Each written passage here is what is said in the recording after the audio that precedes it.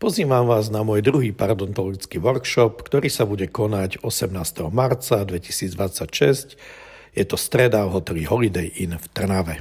Využijeme všetky dostupné informácie, ako pacienta ošetriť evidence-based dentistry. Budeme sa venovať aj klasifikácii parodontitíd, štádiu a stupňa ochorenia. Neoddeliteľnou súčasťou sú aj systémové antimikrobiálne látky, ale povieme si, aký majú význam a či vôbec majú význam, pretože tie guideliny sa v poslednej dobe jednoznačne zmenili.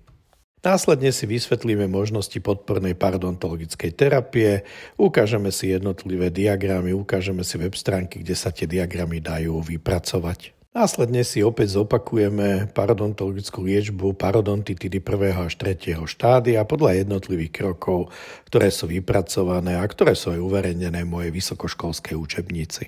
Postupne sa presunieme k tzv. Technikám riadenej tkanivovej regenerácie, vysvetlíme si jednotlivé tkaniva, ako reagujú počas hojenia parodontologickej liečby. Následne si vysvetlíme princípy riadenej tkanivovej regenerácii v parodontológii a vysvetlíme si, prečo tieto princípy by mal ovládať aj zubný lekár, aj dentálna hygienička, aby vedeli správne ošetriť pacienta alebo aj vyslať pacienta na delegované pracovisko. Ukážeme si, ako na to v chirurgickej fázi, to znamená, aké máme incízie, aké máme operačné techniky, prejdeme si históriou, prejdeme si súčasnosťou, prejdeme si aj materiály riadenej tkanivovej regenerácie.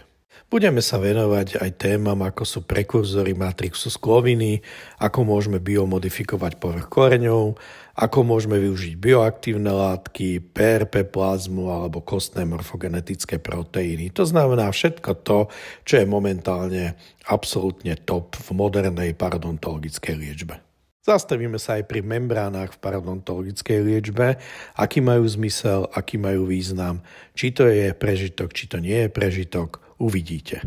Po obedňajšom bloku si vysvetlíme rozdiel medzi parodontitidou 3. a 4. štádia, ukážeme si, aká je celková prognoza liečby v 4. štádiu, aké môžeme využiť kombinácie s postupmi terapii parodontitidy 1. až 3. štádia.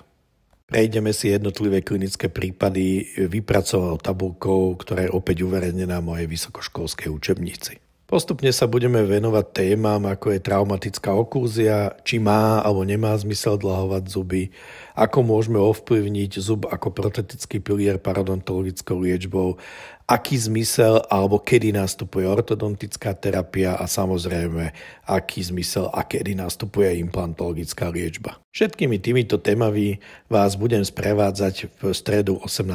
marca ako pokračovanie parodontológie jednotky. Samozrejme, môžete absolvovať len kurz parodontológiu 2, to už záleží na vás. Ak sa vám to páčilo, nech sa páči, prídite. Ste všetci vítaní.